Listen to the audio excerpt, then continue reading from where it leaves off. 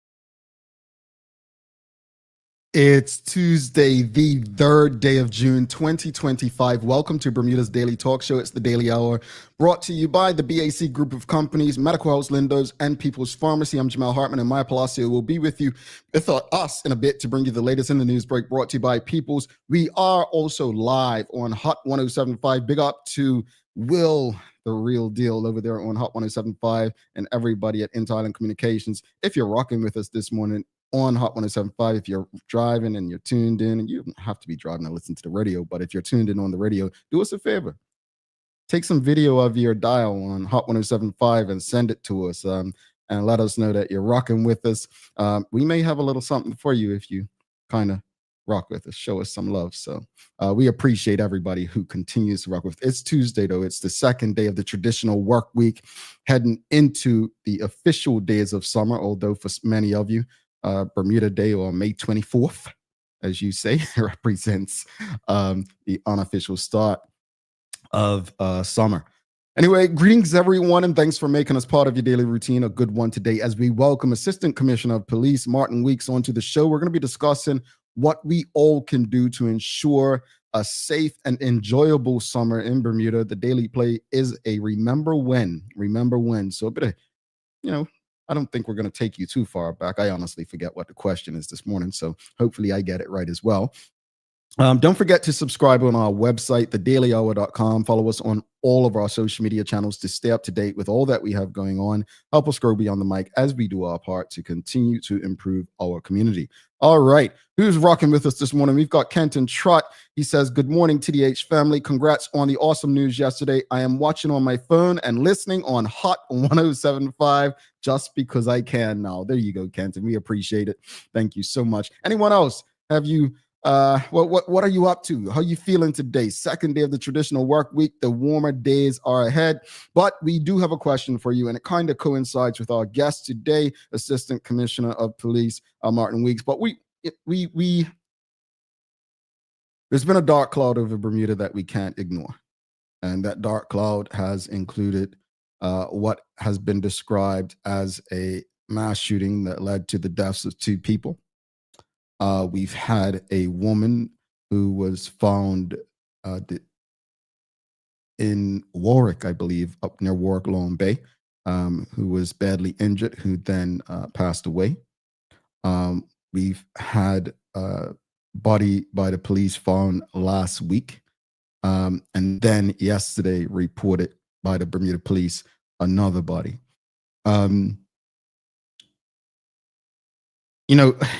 Things like this were so unique when I was growing up in Bermuda that it was headline news. It was the big news. It was the story of the day. And I think, unfortunately, it seems they've become so normalized in our society today that this is just a part of our new norm. And I hope that that's not the case. I hope that's just a personal feeling. But I think the question of the morning is, let's be honest, as the weather gets better, most of us become a bit more social. And so we're going to be asking this morning's question is, what can we do to ensure a safe and enjoyable summer ahead? Like each and every one of us, many of us are going to go to, family barbecues or birthday parties, pool parties. We're going to be on the water enjoying like raft ups. We're going to be going to Connie games and soccer events and parties and different things. But what can each of us do? You know, I mean, there's the other side of this, not just the intentional violence, but after each of these parties or barbecues, I mean, what do Bermudians traditionally do when they get together? They drink, right? So what can we do to ensure that we are creating those safe spaces and enjoyable spaces for one another during the summer months? Is it, you know what?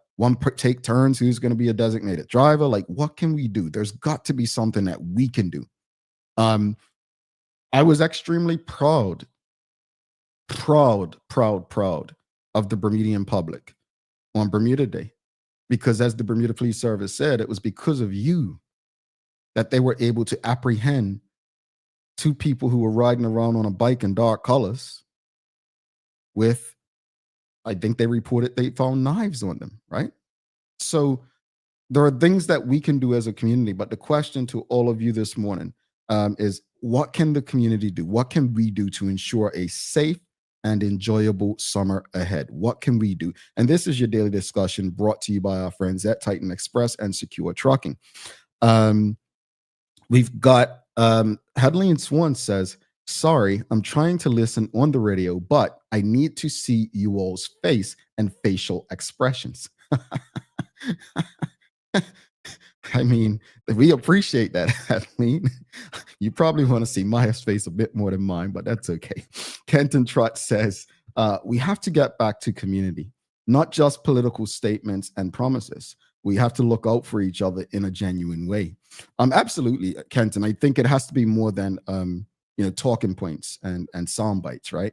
I think it's easy for us, even on this show, to say, oh, we're going to do this or do that.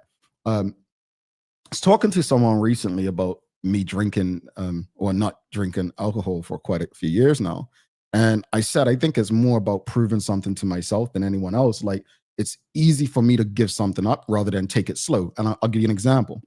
If you put a big bag of potato chips in front of me, chances are I'm going to eat that entire bag of chips. But if you put it in front of me and I decided I'm not eating chips anymore, it's easier for me not to do it rather than to take some, knowing that I'm going to go all the way. So that's how I look at alcohol. I think in this way as well, to your point, Kenton, it's really about making a decision that you're just not going to do something, right?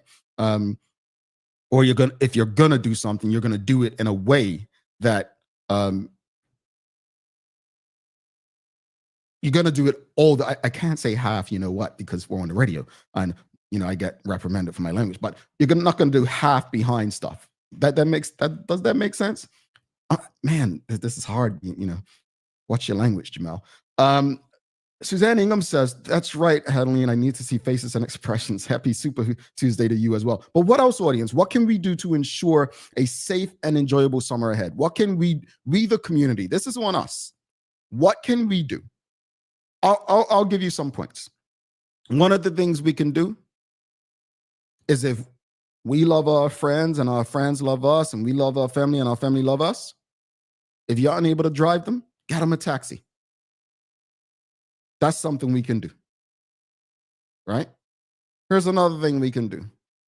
As happened on Bermuda Day, if you see something that looks out of place, make that call. You just never know, right? That's something else we can do. If you see a young person or young people and they look like they're heading in a space that probably isn't safe for them, just have a conversation with them. One thing I enjoyed growing up is older people around me, regardless of their lifestyle, always had time to talk, have sensible conversations with young people. I don't know if that's the case today. So those are 3 things I think we can do to ensure a safe and enjoyable summer. Look out for one another, your friends, your family, right? Because you're not just saving them, but you're possibly saving others from them as well. But those are things that we can do. Kenton Trot says, for example, I know everyone who lives on my street. When I see them, we talk and have conversations. Our children know each other. It sounds simple, but we look out for each other. Kenton, that's admirable. I mean, I did know everyone on my street growing up. Do people still know their neighbors like that in Bermuda? Like, seriously, that's a serious. Do people still know their neighbors like we did like 20, 30 years ago? Like, do people still like, engage with their neighbors, have conversations with their neighbors, like maybe go over their neighbor's house and borrow some sugar or something? Like, do we still do that? Is that still the Bermudian way? Charles H. Jeffers II says, I'm equally disturbed by the reports of suicides in Bermuda. These and the murders are clear indications that many don't value their own life and that of others. We need to engage our young people more. Well, I honestly don't know if the police have shared that there have been suicides. So I'm not going to touch on that. I think that's more of a private thing as it relates to how news is shared or reported in Bermuda. But what I will say, if in fact that is the case, there's definitely something deep rooted that we need to consider and look into. To Charles's point, I do think there is a lack of value for life. I was just thinking about that the other day. Just, man, like, how do you get through to a person who feels like they have nothing to lose? Like they literally, I mean, I'm no genius. I'm no therapist. I'm no psychologist. I'm a guy that just talks on a mic and does my part in the community when I'm able, right? But I don't know, Charles. Like, how do we change that? I know you said we need to engage our young people more. And I used to say this about conscription. It's not, if you really want to help young men, you don't wait till they're fully developed. You get them at very young ages. I think we have to focus on young children and develop them as the community needs them, right? But who are we to take people's children and parent them for them, right? The truth is that, in the words of Larry Marshall Sr., it's not the responsibility of the government to raise your children, So I get you. I actually agree with you, Charles. We need to engage young people more. We've got Suzanne Ingham says, I know my immediate neighbors and some on, I think LH means Loyal Hill, getting to know more slowly. All right. Well, yeah. I mean, you're getting to know them. That's a good thing. That's a good thing. But I'm always interested, though, how many people today actually engage their neighbors, have some sort of communication or relationship with their neighbors. Like, anyone out there generally engage their neighbors? Like, is Bermuda still a place where everyone on your street and you engage them? And how important is that? I remember my mother's generation, they used to always say, yeah, you did something wrong. We didn't have cell phones back then, but your parents knew before you got home and they were waiting for you to address you with it. I don't know if that's the case now, because from what I've seen, I've experienced as a coach and a mentor, is you don't correct my child. That's for me to do. You tell me and I tell them. Well, that doesn't help with respect, general respect in the public, does it? Right? If you're telling your child, no, they cannot correct you. Well, if they're in our care at that time, then wouldn't you want us to correct them rather than wait? Parenting's different today. And truth be told, parents need to protect their children, right? They need to protect their children. But what else, audience? Let's get back to the conversation. Let's give us something. What can we do? Because it's easy to say, oh, the police need to do this, or the police need to do that, or the government needs to do this, or the government needs to do that. Honestly, sometimes self-reflection is what's needed. Sometimes the very solutions within our community are within all of us. And it's really on us. Like, what can we do? What is it that we can do? Man, I self-reflect a lot. Don't do it if you're me. You'd be like, dang, do I do anything right? And I'm serious. I'm serious. Like, when you self-reflect, it gives you an opportunity to see what others see. The great thing about what I do in this space is I get to go back and watch or listen to things I say or do on the show. And I'm like, man, I probably shouldn't have said that. I say that about 5 times a show, right? But self-reflection is so important. It's so important. But there's something that all of us can do to ensure that we have a safer and more enjoyable summer ahead. Those of you with children that are in their teen years, that are going out and about, talk to them. Talk to them. Make sure your children know that there's nothing that they can't talk to you about. They may see something. They may see something that actually may help prevent further trouble down the road. You know, we were talking about a couple weeks ago bartenders, right? And people were saying bartenders. I think it was Anthony Santucci from Carter was saying, you know, implementing the law. The police need to, you know, basically enforce the law of bartenders serving those who are already intoxicated. And I think as we gather this summer and we get together for family functions and parties and barbecues and the like, I think we have to take that approach as well. Like, it's all fun and games, like who can drink the most and have the most swizzle and so on. But what's not fun and games is when someone leaves that party with all of that in the system and puts a lot of other people at risk. No one's saying that we can't have fun. The question is, what can we do to ensure a safe and enjoyable summer ahead? We want it to be safe, but we still want it to be enjoyable. What is it that we can do to ensure that we have that? Big shout out to everyone who's tuned in on Hot 1075. Once again, if you are tuned in on Hot 1075, make sure you send us a video of your radio dial on Hot 1075. Let us know that you're tuned in so that we can I'm not going to make any promises, but we may do a little something. All right.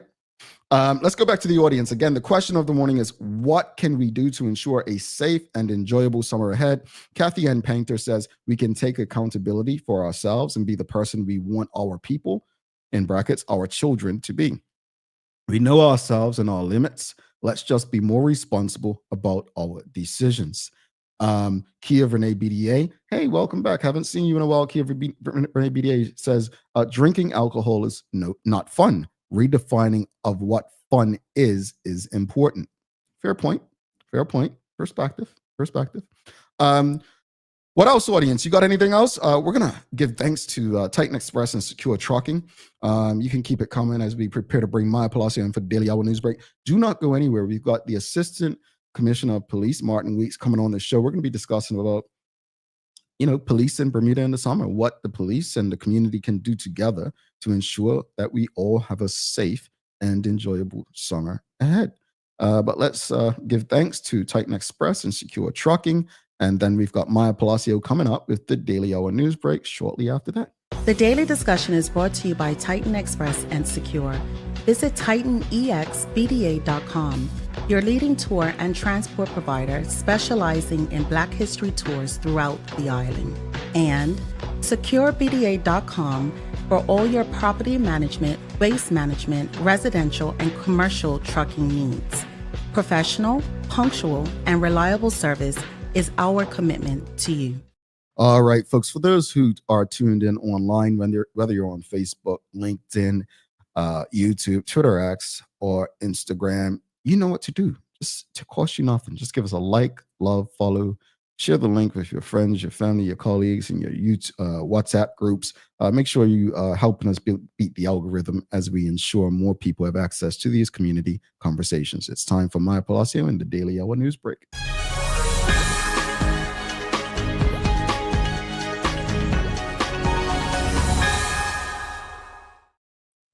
Good morning. Good morning. Greetings, M to the P. How are you? You know, I'm doing pretty well this morning. Yourself? Oh, I can't complain too much. My joints are getting old, MP. Oh, I have a story for you then. Oh, let's have it. What you got? Well, no, I got to ask you first. You're very conscious about things you do. Probably one of the most conscious people I talk to. especially when it comes to, you know, not putting ourselves in bad positions. Question of the morning is, what can we do to ensure a safe and enjoyable holiday? Based on what you experienced in Bermuda over the last month, what are you hoping that we can do? I guess it's everyone please just have a little bit more personal reflection. Mm, When you're doing things or going about your day, going about your evening and night, mhm, think things ahead, think 5 steps ahead if you need to. If I do this, what would happen? What's the consequence of doing this, of that, yada yada. And is it worth it? Honestly, is it worth it? My uncle always gave me this really good advice. It's a 3-3-3 rule. It's like mhm, what would like if something was to happen, how would mhm, you feel in 3 days, 3 weeks, 3 months? So if I was mhm, going through like you can use it as prevent something as well as something to kind of get over something as well if something was to happen and just try to get some yeah, perspective over it. But that's what I would say because like when I was home, when I was riding my bike, I would count how many people were riding past me without their helmets buckled. And I was like, mhm, "Jesus, like, it's just too much." mhm, And I was just like and I would tell them like, "Yo, helmet," if I get an opportunity or if they can hear me. And they'll be mhm, like, and they'll do it most of the times or ignore, but it's just like those small little things, man. yeah, Small little things. yeah. Anyway. It's real. It's real. It's real. I mean, and I think it's just comes down to. I'm not saying everyone was young, but young ignorance. And when I say young, just mindset, because it's even like getting in our car in the U.S. You know, you've got to put your seatbelt on, right? Obviously, Bermuda as well now, but um, I don't get the point of driving without a seatbelt. Like, not when I was younger, I'm like, I just want to get in and go. So I think it's part of that, just an responsible mindset more than anything. Mhm. And when I did the story with the firemen, they said that they can't people just don't hear their sirens as well right now because either AC or the music. Yeah. And, riding with someone recently, maybe not recently, like, let's say 8 months ago, and in the car, like, the it's beeping because you don't have your seatbelt on. I'm just like, "But you turn up the music really loud to get rid of to drain out the beeping or the fact that you're not putting your seatbelt Uh-huh. on." I'm like, "That's actually crazy to me to think that that's your solution to the beeping noise, You know turning what? up the music versus putting on the seatbelt."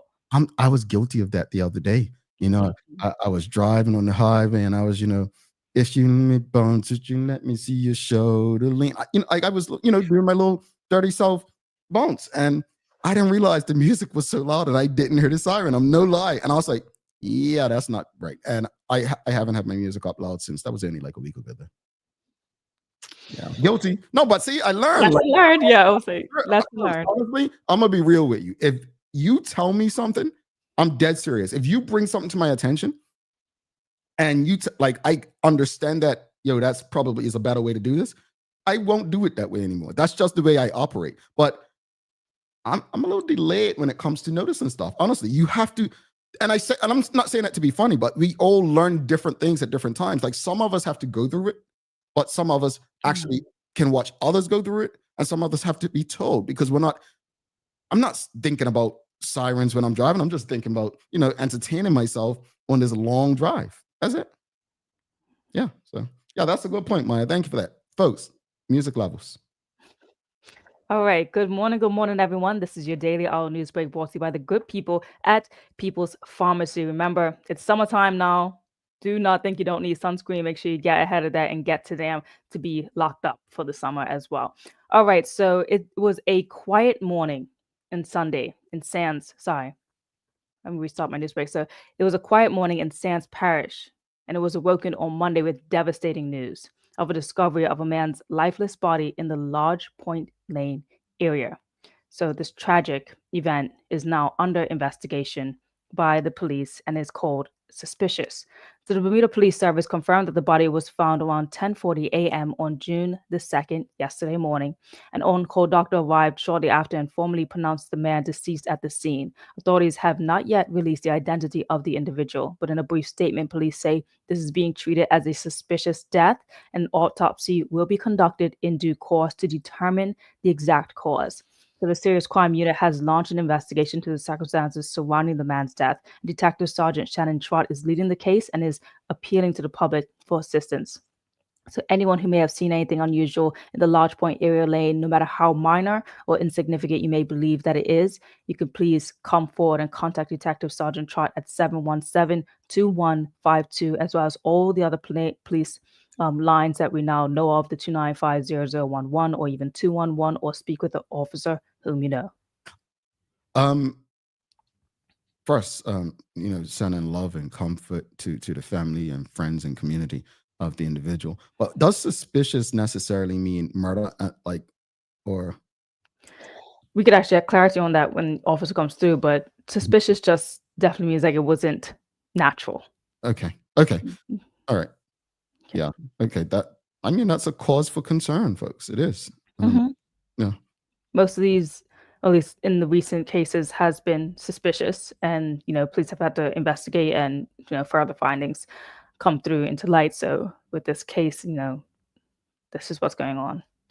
But in other news, and in addition to covering the story we brought to you yesterday with Janai Parentry's health insurance being covered through until the 2028 Olympics by Carry Genetics, they're actually taking their support a step further. Now, listen to this. So, they're offering him access to biological age tests. And this is like a cutting edge tool that goes beyond your birth date to assess the real age of your internal organs and your overall bodily function. So globally, these tests are gaining attention in like the wellness world, for searching ways to like slow down aging. But for athletes, they offer something even more valuable. So here's what Dr. Weldon had to say on how the tests kind of work and how to work for Janai. Biological age is probably something people have heard. It's a finger prick test, and it tells you how old your body is. So it's giving you the age of your body versus how old you're on the calendar. Now, beyond that, so that's like one of the things it tells you, but it also can tell you how each organ is doing, right? It can tell you what the inflammation is in the body. So from a injury perspective, and as an athlete, knowing the information is critical to know if you're letting your body recover. And so as an athlete, for Janai, having this information, it's going to let him know exactly how his body is doing inside and out without guesswork. Yeah, I won't take one there, Doc. You're gonna tell me I'm like 60 years old according to my organs. Nah, but I think that's wonderful. That's wonderful, especially for an athlete. Yes, especially for athlete. But talking about your earlier point about your joints or how you're feeling, Yeah. I see what you're doing. It was the short joke last week, folks. Now it was my organs. but listen to this, because around the world, people are kind of obsessed with like reversing the clocking, looking younger, feeling younger, whatever that actually means. But none more publicly than this tech entrepreneur, Brian Johnson. You may have heard about him, but he's spent millions testing and tracking his body to try and age backwards and becoming a poster child for the biohacking movement.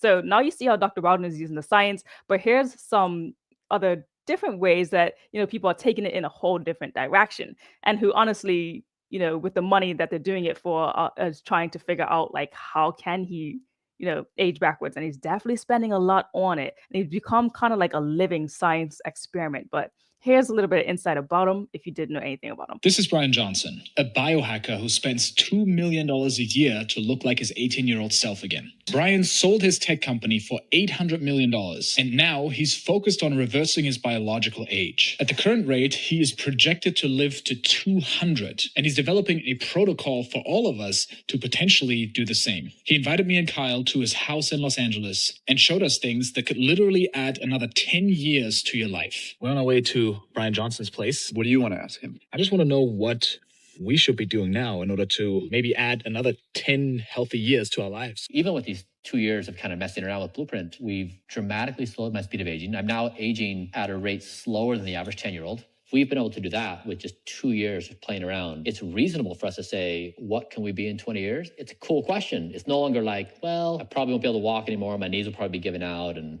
my back will probably hurt. We don't have to make those assumptions anymore. Here's the thing, though. The man has like 30 doctors, but go on. You know what? I saw something on the internet the other day, and it was showing all these men with hair transplants, and it said baldness is going to be a sign of poverty in the next 15, 20 years. And I was like, it was very profound when I gave it thought. Because this guy just said how much he spends on his body, right? Like, to be bald is going to be a representation of poverty. And the point the person was making is because so many men are like investing in that. So now even look at him, like LeBron James is another one. They say he invests so much in his body. I'm just like, so basically to live longer, which has always been the case, really, access to, healthcare is literally going to be something for those who can afford it. I have the money. Yeah. Well, I'm going to be that bold brokey, so I'm good. But it's also trends too, right? Yep. Because right now it's, that glass skin and people right focus on the teeth now and like getting veneers and like Yep. changing things up. So even if it's not necessarily for health internally, it's the look of it Yeah. as well. So whatever's trendy, so getting Botox, all those things to look a certain way. Sometimes it's not even internal. So like the hair again, Jamal, it's a look. It's not really something that's gonna help you. I mean, LeBron Yeah. James, obviously, his focus on the inside is not really focused on what's on Yeah. top of his head. But the question begs as well, like, is our goal really to live forever though? But is it just to live like a healthy life as long Oh as my God, now, who wants to live to 200? Like, you ain't gonna have no friends left or anything, Like, it's a startling kind of like question, like, okay, you're doing this for what purpose? But I'm curious if anyone in the audience, for the reasons even that Dr. Rowden put out there, would you take the biotest kit? Like, Yeah. would you want to know what areas of your body might need a little bit more extra attention? I definitely would like to know. I mean, that's why we got our physicals every year, so that we can know, what should we be doing, what to ensure we have a healthy heart and functioning organs. But in saying that, Maya, I think, and I'm not trying to, throw thunder and lightning on that Jonathan's parade about living 200 years, but truth is, no matter how much you take care of yourself, it could be a freak accident that takes you out.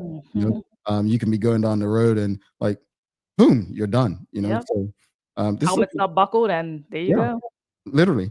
WKD Lama says, "How is your brain going to be at 200 years?" Right? That's a good question. That's an organ they can find out there. Right. Anika Shields says she would. She'd do the thing with Dr. Weldon. Yeah. Yeah, I think it's interesting. I would love for all of our athletes to do it. I love for anyone senior to do it first, just to like figure it out. All right, so before I go to the weather, Bermuda, you'll have the opportunity to witness the strawberry moon, like many globally in the world, but this will be on June 11th. So it's a full moon that'll reach its peak illumination at 3:44 a.m. Wednesday, June 11th, but it will be the best time to see it Tuesday evening. Now, I mentioned this because this month of June, obviously, we're going to have quite a bit of full moons, and you can actually see a calendar to like check it out. But here's a picture. I'm not going to promise that it'll look like this in Bermuda, but for those who are also listening in, the strawberry moon basically is the last full moon of spring in the northern hemisphere and is known for its low trajectory across the sky, which can give it a golden or amber hue, maybe even a little pinkish. And this full moon is also the lowest hanging of the year due to the specific alignment of the Earth's orbit around the sun. So the forecast for June 10th in Bermuda right now is still looking really good. Sunny, a little bit humid, but it says good conditions for moon gazing. So, mark it in your calendars if you're a big moon fan or haven't really checked out some moons lately and are big into sunsets. That's something fun to do. So I guess I gotta get a date for next Tuesday, folks. It sounds romantic. This is Valentine in June. Yeah, that's my excuse. Yeah, it seems like something I would definitely look out for as well. So the weather today looked like a cloudy start with a risk of a few showers, but hopefully some sun will be peeking through those clouds a little bit later. And we got a high of 78. Alrighty, thanks so much for that, Maya. Maya, days of the year today, we've got Love Conquers All Day, World Bicycle Day, World Cider Day, but it's Egg Day. So I guess Egg Day seems a bit more fun. I'm going to spoil it right off. I don't eat any form of eggs, but I want to ask you in the audience, what's your favorite kind of egg? Like, I just learned what not over easy or something. I just knew about fried egg and scrambled egg and omelets. I didn't know anything else or boiled. But what's your favorite eggs? I've never been an egg person. What's your favorite egg, man? Oh, that's hard. I'm actually a big egg person. So I will go for the classic scrambled, but I do love a boiled egg. Okay.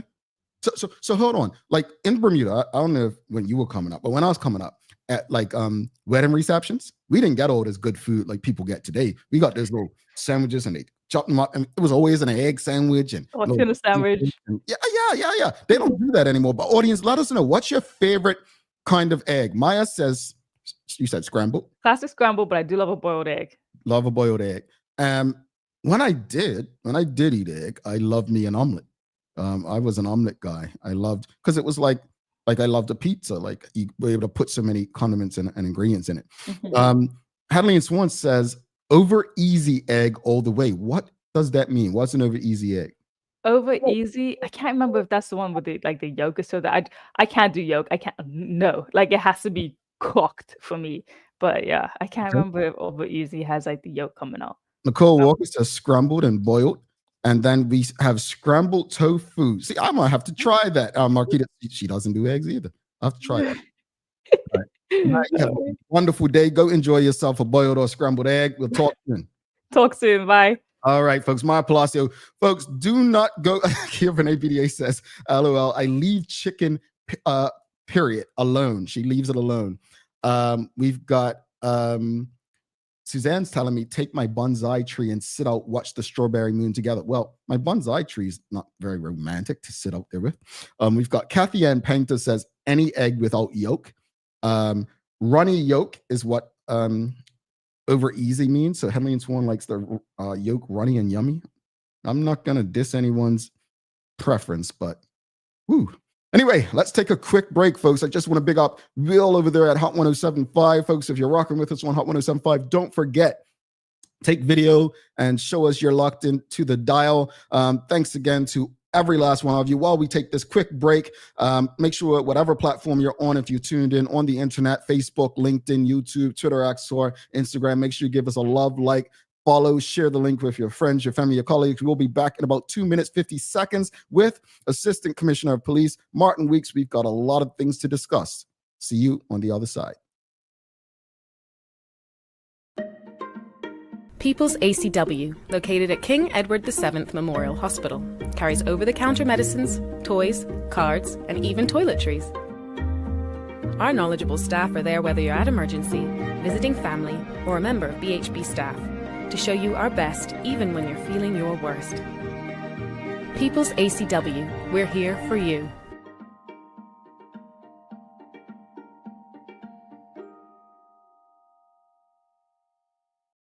Hi there, welcome to Medical House. We're located at number 6 Bakery Lane. I can't wait to show you all of the great stuff that we carry. Come on inside, let's see.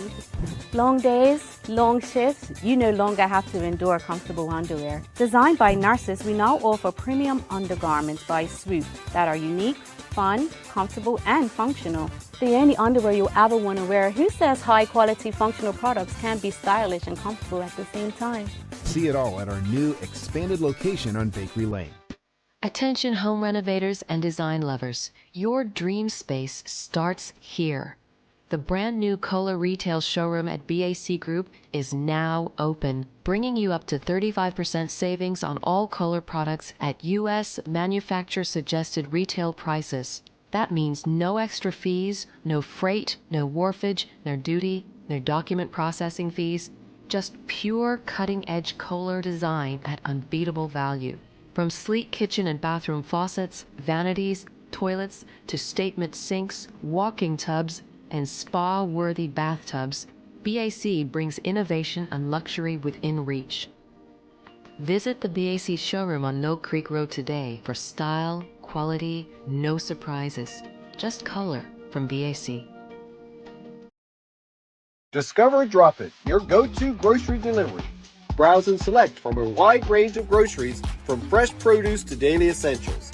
Our friendly drivers deliver fresh groceries to your door fast, saving you time and hassle.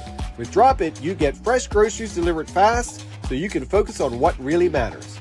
Drop It, freshness at your doorstep, delivered to your door with Lindo's. Why go anyplace else? Dreaming of expanding your business? With BDC's Loan Guarantee Program, we support your ambitions. Get up to 75% guarantee on bank or credit union loans up to $300,000. Just your vision and our support. Apply today and unlock new business opportunities. BDC, Bermuda business starts here. Alrighty, welcome back to the big show. It is the Daily Hour, brought to you by the BAC Group of Companies, Medical House Lindos, and People's Pharmacy. I'm Jamel Hartman. Folks, please don't forget to subscribe on our website. Follow us on all of our social media channels to stay up to date with all that we have going on. Help us grow beyond the mic as we do our part to continue to improve our community. We've got a very special guest today. We've got the Assistant Commissioner of Police, Martin Weeks, stopping by. Let's give him a warm TDH welcome as he comes back to the Daily Hour. Greetings, sir. How are you? I love the applause. Thank you. Calm down, folks. Calm down. You've Good seen morning. me. Good morning. Well, before we jump into the conversation, I got to ask you, how do you like your eggs? Oh, I already prepared that answer. Eggs Benedict. Okay, eggs Benedict. But I do like a boiled egg too, Maya. Can't beat a boiled egg. Boiled egg too. Okay. So I'm the boring one in the conversation. I'm the boring one. I'm gonna accept that. Did you? No. You know what? I didn't even realize that we were a part of the same club when I said. Hair is overrated, man. Hair is overrated. It belongs on our face, not our head, right? Absolutely. Good times. But let's jump into before we even get into today's topic. I asked Maya during her news report. I asked her what does serious Suspicious. The body being found yesterday. Yeah, suspicious death. We're treating it as suspicious means that we don't know. It's not on obvious natural causes. Anything that's not obvious is going to be deemed suspicious until we find it. So what we do is we treat it as if it was a murder or as if it was the biggest thing until we know that we can scale that down. So it's the same with a road traffic accident. If we get there and it could be serious, but we're not sure, we treat it as fully serious until we know that they're okay or it's not apparent. So that's really what we do. And we get the forensics guys in, we get the serious crime guys in, we start inquiries as if it was a murder or something very serious. And then if we find out after the autopsy that it perhaps is not, then we can scale that down. But it's better to scale it down than to try and scale it back up if we suddenly go, oh no, this is suspicious, when we were treating it as something natural. So that's all it means. Got it. No, that's helpful. That's helpful. And I think it's helpful, especially for our audience and those tuned in, because I think sometimes we don't know and we run with things not understanding. So thank you so much for taking the time to explain it. And sometimes you'll get people say, well, what happened with that? There was this, you were treating it as suspicious and now we haven't heard anything. Right. And that's literally because we found out that it wasn't. So you won't hear any appeals from us or anything else. Right. And for further clarity, someone in the audience said earlier, mentioned a number of suicides. The police, I don't think police have actually said the word suicide. It's not something that we would report on. As you said, quite rightly, it's a fairly private thing. And it's not like we will be looking for, people to give us statements and, looking for help. It's not a common thing in Bermuda, although we do get attempted suicides, which are not a plea for help. But it's not like other countries where you do get an awful lot of suicides. We don't see that here in Bermuda. And I think, just the way we are here and the sun and everything else prevents some of that from happening. But we don't get it on the same scale that other jurisdictions do, that's for sure. That's good. Well, we had a question this morning, and one of the things that we try to do on this show is, we speak about accountability, and it starts with us, each and every one of us, when it comes to ensuring the safety of our community. What would you say are the primary concerns the Bermuda Police Service is focusing on as we enter the summer, and how does the department plan to address them? Right. Well, primary concerns are always going to be violence in the community, because it's what people don't want. That people want to feel safe, and so our main job is to make people safe. So we'll be focusing on that. But and this is, you've hit on it this morning, some of your callers have hit on it, it's not just the police that's got to do this. I mean, so Robert Peel, when he founded the Metropolitan Police, he brought up what is still known as the Peelian principles. And the biggest one, the one that sticks out in this conversation, is the police are the people and the people are the police. We are of the people. We are not an invading army. We are part of the community.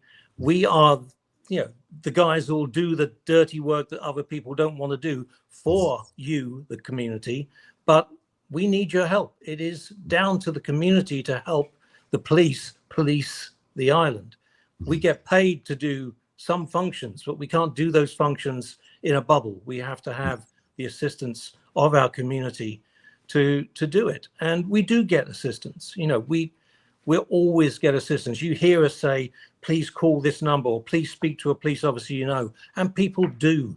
And that example on the May 24th on the parade the other day, where there was 2 young guys, obviously up to no good, riding around, obviously looking for someone.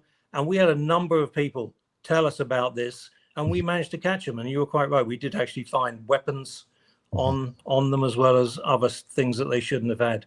But we wouldn't have done that if someone hadn't told us. And in this case, several people alerted us that this was going on, and we were able to get them. Yeah, and that prevent something. That should make the community, that example, I'm probably going to sound like a broken record using that over and over, because that should make the community believe that the role that they play, absolutely, it's so imperative to a safe and just a more enjoyable community, not just during the summer, but overall. Like that whole phrase that's people feel is overused, see something to say something, that actually happened. Like that's yeah. I'm no PR expert, but man, that was good. No, it absolutely was. And, we blame these things for a lot of stuff, but the fact that people picked them up and called us, because, I remember I've been in the policing a long time, and the amount of calls we used to get for service compared to the amount of calls we get for service now that cell phones are around, there's no comparison. It's, hundreds of times more, which means obviously a lot of work for us. But in some cases, in this case, it works. People are telling us stuff that we need to know. And in the end, we are our brother's keepers.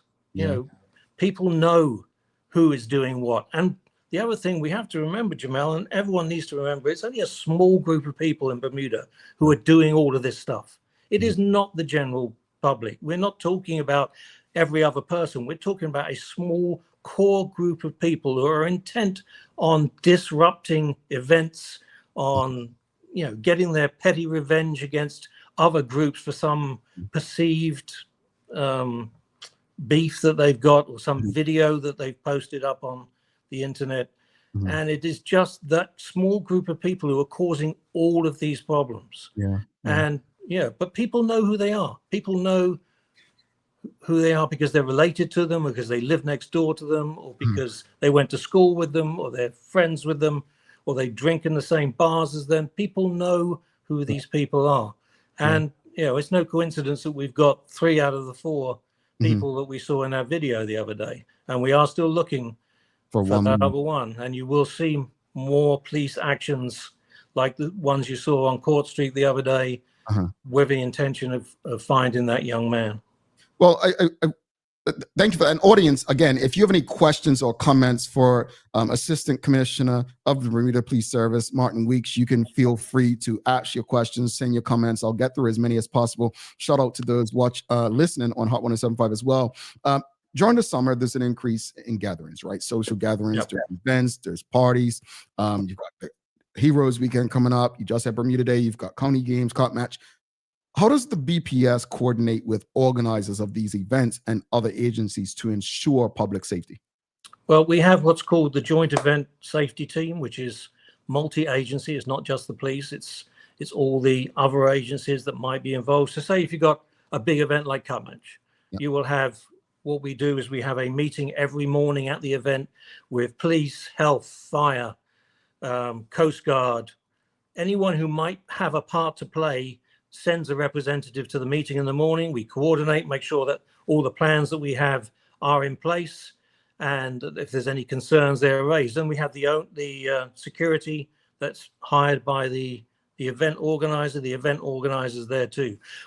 What we struggle with is having that same joined up approach when it comes to smaller events, because there's no legislation that says you have to do this. If you want to have an event on Horseshoe Bay tomorrow and invite 1,000 of your closest friends, you can do that. There are certain permits you've got to get, but you can do them like the night before, where in most jurisdictions, if you want to plan something like that, you have to get permission from your local authority quite a while before and have everybody sign off to say that you, as the organizer, have done everything you can to make this event safe. And, the thing we have to remember is if you have a paid for event, particularly if it's somewhere like the stadium and it's by ticket, you are earning money from this. All of the responsibility for the safety of the people who come to this event is on you, the organizer, not us, the BPS. You know, outside the event, that's the BPS. You know, we get calls saying, oh, we want 20 policemen inside the event.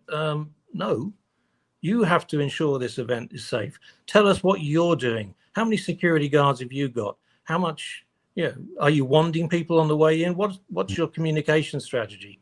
And we're gradually pulling organizers of events into the understanding that they have to be thinking like this, that they have to accept the risk and the liability should something go wrong.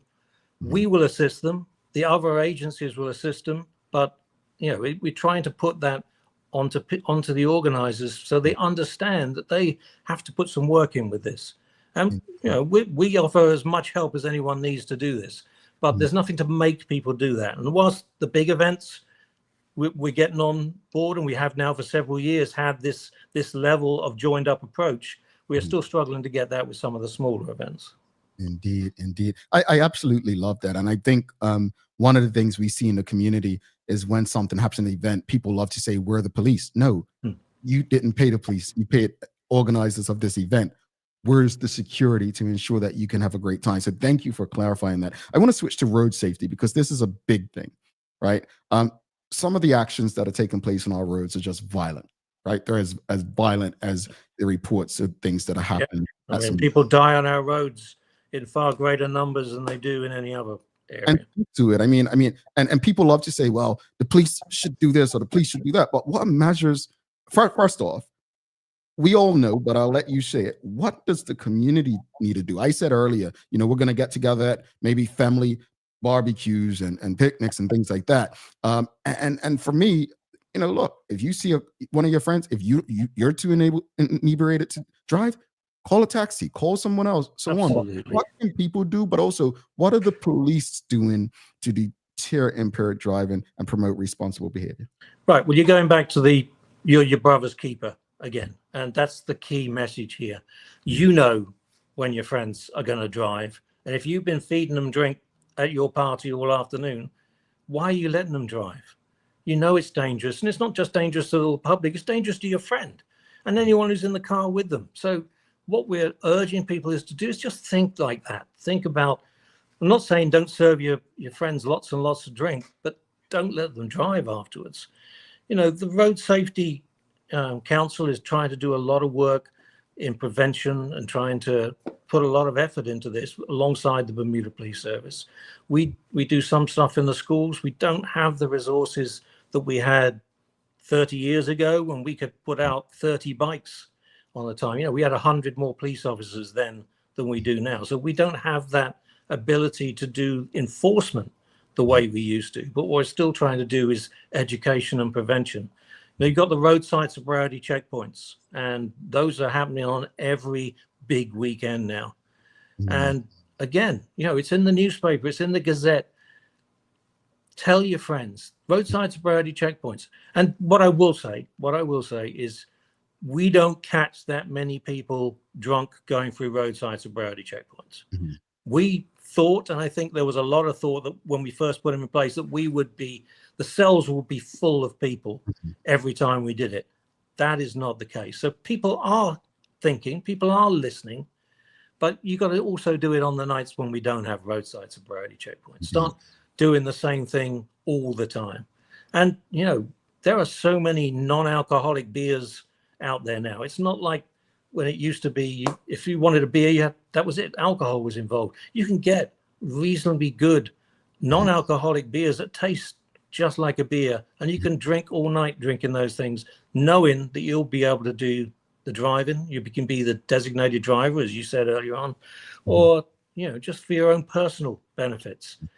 You know, there's so many options now. Yeah. I want to transition again to water-related activities, which are very popular in Bermuda during the summer. I am very proud that it's almost, 8 years now, if not longer, that we've had the regiment take on the Coast Guard. But how does the BPS collaborate with the Royal Bermuda Regiment to ensure the safety on our waters during the summer? Because you see some crazy stuff still.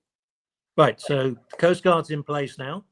We still have Bermuda police officers who are assigned to work with the Coast Guard. So we don't have the Marine section anymore that we had before, but we do have embedded police officers. Sometimes it's just one, it can be up to 3.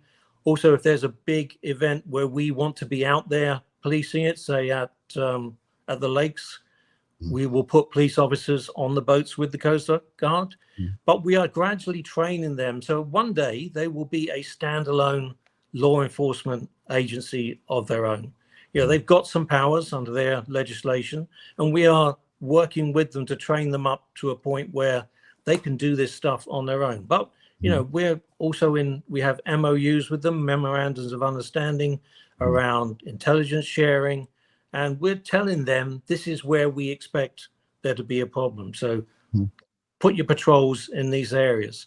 And, you know, it's been a great partnership, and we're working closely with them all the time. Indeed. We've got Assistant Commissioner of Police Martin Weeks in the house with us. Folks, if you have any questions or comments, we'll be signing off on Hot 1075 on the top of the hour, but we'll be continuing online on Facebook, LinkedIn, YouTube, Twitter X, and Instagram. And if you haven't already, you can give us a like, love, follow, share the conversation with your friends, family, and colleagues. Also, if you are tuned in on the radio, make sure you take that video. You can send it to engage@thedailyhour.com. Who knows? You may just get something. Charles H. Jeffs II, he has a question. He says, there's a general belief that there will be retribution for those who snitch. Do the police do things to protect those who come forward? Yeah, we have witness protection. We relocate people. There have been people who come over from the UK to give evidence who are in these types of cases. We have arrangements with the other overseas territories. There are a lot of ways in which we can do that. You know, but there are also anonymous ways to let us know. The Crime Stoppers hotline, which operates out of Miami, you know, we don't get any of the information from Crime Stoppers, never have. They are totally separate. They wouldn't be able to have been around as long as they have worldwide if, you know, they were giving out names of people who gave them information. It's all done by numbers and code words and stuff like that. It is, you know, it is what it says it is. You know, you call the number, you get through to someone in the US who then processes the information, anonymizes it, and sends it over to us. So there are absolutely anonymous ways to give us information, and they do it all over the world. It's not just Crime Stoppers Bermuda, it's part of the bigger worldwide Crime Stoppers. And if they weren't being anonymous, and I've heard people say, oh no, but people in Miami will tell you who it was. No, they won't. You know, they will not tell us that, because they would, you know, end up just having to collapse if they started doing that. Their worldwide reputation would be down the sink. It can't happen. So there is anonymous ways to tell us what you need to tell us. And then, you know, there are also things that we can put in place to protect people. We've got Sean Smith. He's asking, ACOP Weeks, who do you contact if you are putting on a major event? I believe there's an events email, but you can go on our website and go to the BPS portal, and it's an online portal that you can go through, and they will connect you to the right person.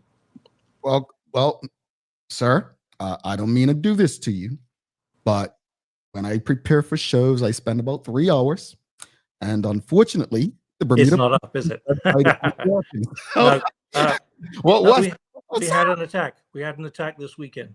Oh, wow. So whilst our website is completely separate and disconnected from all of our other policing systems, so it doesn't allow you to go through into our records or any of our systems here, but somebody did try to use that to go through, and we've taken it down as a precaution. Okay. The company that manages that for us is getting that back up and running, and we're actually going to take the opportunity to do some work and modernize, change some pictures, change some formats, because we'd already got all the stuff ready. We were just looking for an opportunity to do that, and we will be getting that up and running again. So yeah, for a couple of days, the website is not up.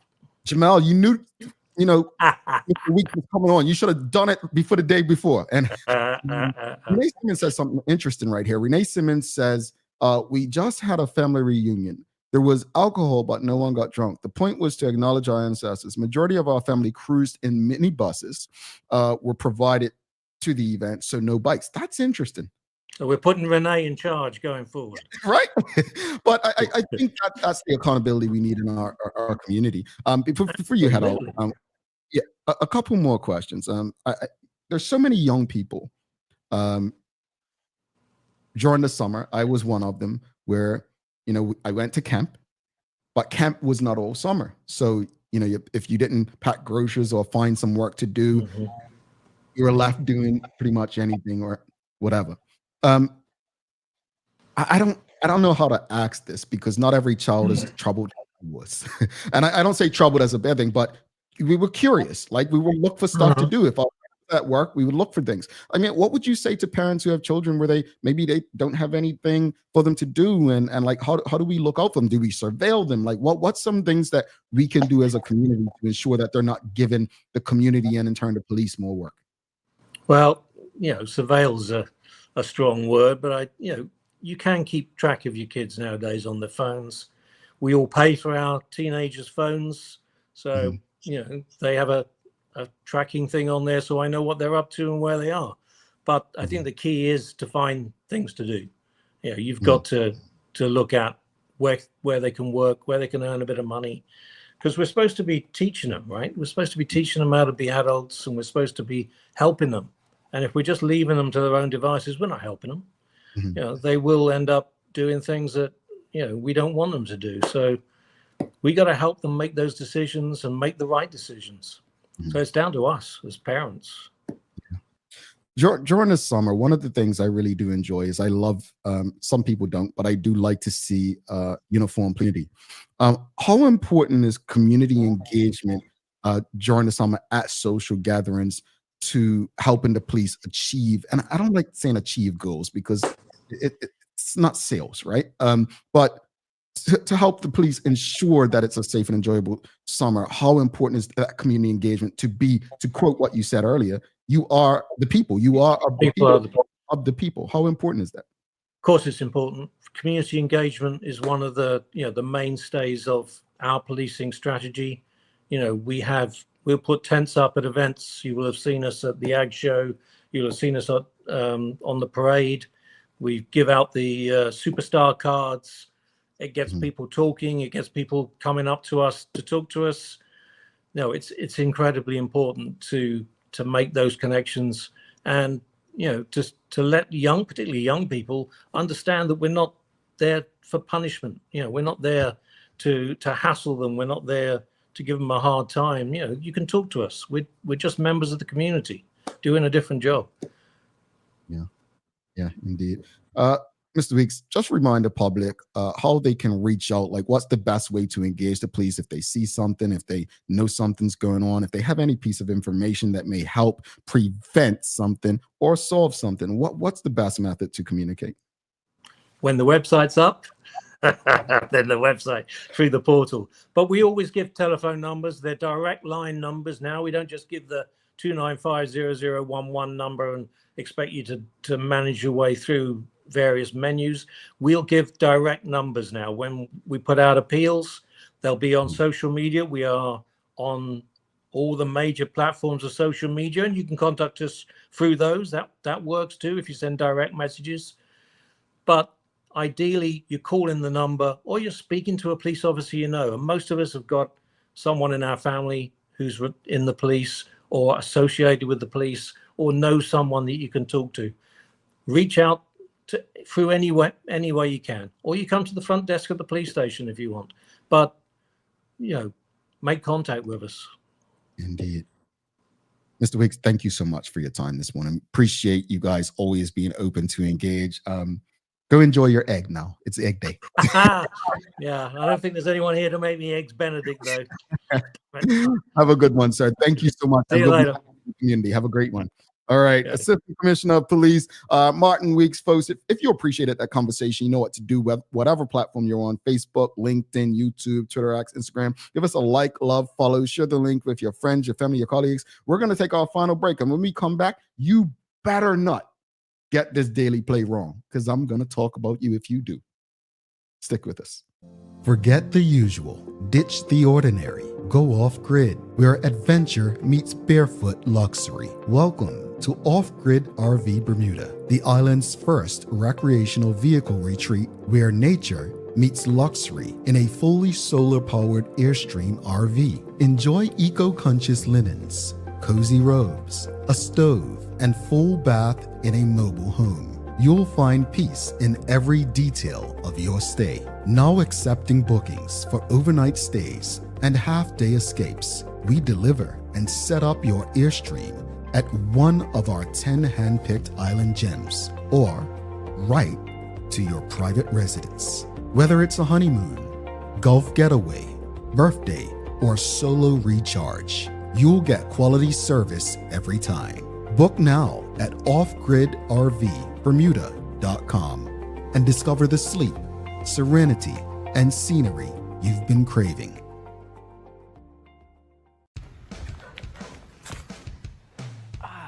Hey, you all right, boy? I don't know, man. I finished running 20 minutes ago, and I feel like I'm still panting. Look like you need to recover. Try this here. New drink. Oh, you're like you want to go to the hospital in 2 seconds ago. This make you fast like Flora. Tastes good. Yeah. Yeah, boy. Hey, we again. I'm recovered, boy. Being from this little island, like yourself, we knew you needed access to reliable shipping. We set up mailboxes so you can skip all the long waits or held up in customs excuses. With mailboxes, that won't happen. Get your packages in under 48 hours using our dashboard. Plus, if you're a planner or headerer, our weekly consolidation service might be for you. We hold your packages in Delaware and ship them together to save you big time on shipping fees. And with our warehouse being in Delaware, that means 0% sales tax. Pretty cool, right guys? Looking for the best care for your pets? Noah's Ark Feed and Supply has everything you need, from top quality foods to toys and supplies. We've got it all. Join our frequent buyer program and earn rewards every time you shop. Plus, we've been awarded the Clever Customer Initiative program for helping you save more. And don't forget, we open an hour early on Saturdays so you can get a head start on your pet care. Visit us today or shop online for easy pickup or delivery. Your pets will thank you.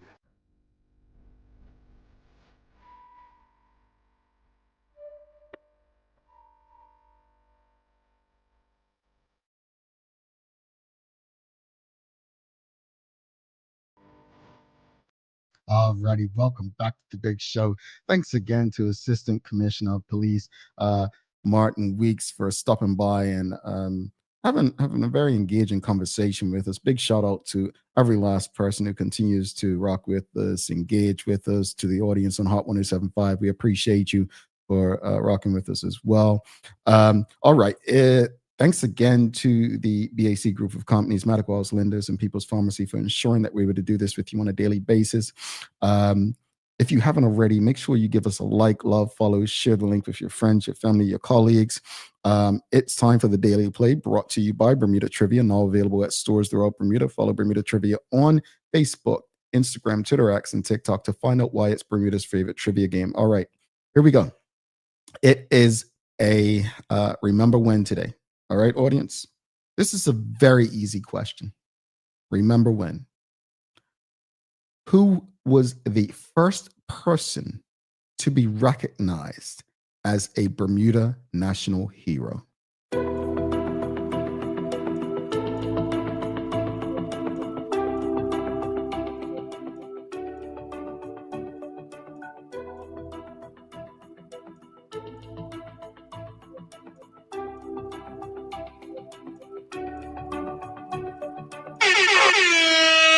We'll give a half a point. It was not Mary Prince. It was Dame Lois Brown. It definitely was not Sir Henry Tucker. Remember who was government at the time and who was the premier at the time. It was definitely Dame Lois Brown Evans. Yes, Dame Lois Brown Evans it was. I thought that was an easy one. I thought, man, you all got me feeling bad now. I thought, well, hey, this is why the Daily Hour exists. Appreciate you, Papa Cheesy. Papa Cheesy says, yes, good question. We appreciate you, Papa Cheesy. Real quickly, Gay Moreno, the PR communications manager for the Bermuda Police Service, says you can contact the Bermuda Police Service by calling 211, which is the non-emergency number, 911, which is, of course, for emergency purposes. You can also use the community reporting portal at portal.police.bm or call the main police number at 295-0011. You may also speak with a police officer. In certain cases, we will provide a press release information. We'll provide press release information for contacting investigators dealing with specific matters. Thank you so much for that, Gamarino. Just to wrap it up, look, just reflecting on the conversation. I mean, I think the safety of our community is our responsibility. It's our responsibility. Like, we are the community. We are the people that make up the community. So I just don't want that to be missed by any of us. As far as the conversation with Mr. Weeks, I appreciate how engaging it always is when we have someone from the Bermuda Police Service on. One of the most important takeaways that I hope people understand from when the Bermuda Police come on is that they are like us. They are, people of our community. There's no reason to see them as the enemy when truthfully they're here to really be guided by us. I think Charles H. Jefferson II said it earlier that he appreciates, he says, I love how police in other jurisdictions say they are there to serve and protect.